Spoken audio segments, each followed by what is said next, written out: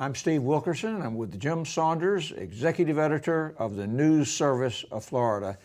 Jim, Billionaire Steve Ross, the owner of the Miami Dolphins, was really irritated after the 2013 session, saying that Speaker Will Weatherford really had lied to him and not allowed the bill to allow for tax breaks for the renovation of the Dolphin Stadium to be heard.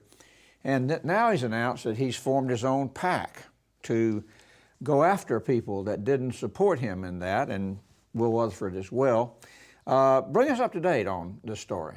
Well, the PAC is reportedly going to be used to support the re-election of Governor Scott, but it's also become clear that he's going to use it to go after people who he doesn't agree with either. It's already been reported by the Miami Herald that this PAC has spent some money on attacking with mailers two House members in Miami-Dade County who did not agree with Mr. Ross on the stadium financing deal that he sought from the legislature. They are Jose Felix Diaz and Carlos Trujillo. So it looks like he's going to have a lot of money to play with over the next year and a half.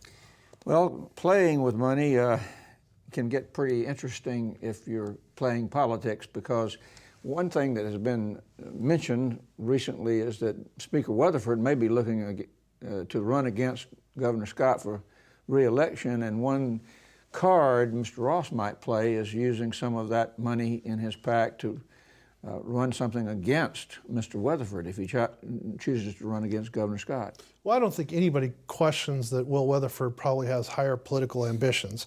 And the governor's race has been rumored. He's not indicated he's going to run. But yeah, if he were to run against Governor Scott, Mr. Ross could spend money on one hand to support the governor, and on the other hand, he could spend it to try to attack Speaker Weatherford. And when you're a billionaire, we don't know how much money he's going to put into this PAC, or if his friends are going to put money into it, where all the money's going to come from, or how much. But it's probably going to have a sizable chunk of money he's going to be able to spend over the next year and a half. Another interesting issue this week or so, there's a bill awaiting the governor's signature or veto that would prohibit gun ownership for people who voluntarily submit themselves for treatment for serious mental illnesses and basically are found to have serious mental illnesses, and it would prohibit them from being able to purchase weapons. Now, the NRA in this state is supporting that legislation, wants the governor to sign it, but thousands of other people have emailed the governor opposing it. Bring us up to speed on that. Yeah, it's a really interesting issue because during the legislative session, there was very little really debate or controversy about this bill.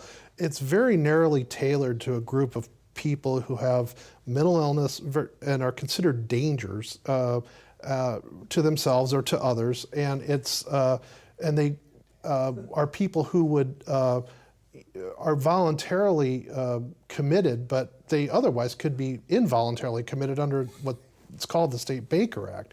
So the NRA is sort of focused on this very narrow group of people, and like I said, it got very little attention during session, and now all of a sudden, gun rights advocates are contacting the governor, urging him to veto the bill. Meanwhile, Marion Hammer, who's the lobbyist for the NRA, one of the best-known lobbyists in town and very influential, she's fighting back to try to get him to sign the bill.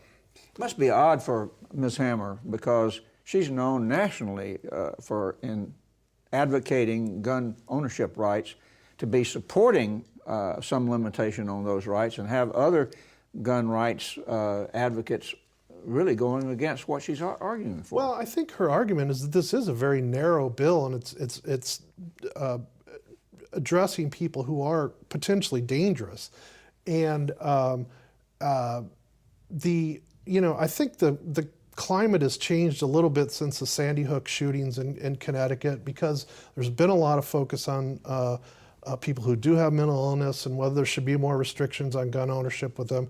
And I think that Ms. Hammer and the NRA tried to focus on a very narrow sort of niche of this issue, but She claims that people who are opposed to it are just blowing it, they don't understand the bill and they're blowing it out of proportion, and that it is very narrow and not going to be a big infringement on gun rights. Thank you, Jim. For more news about Florida politics and government, visit the Advances section of our website.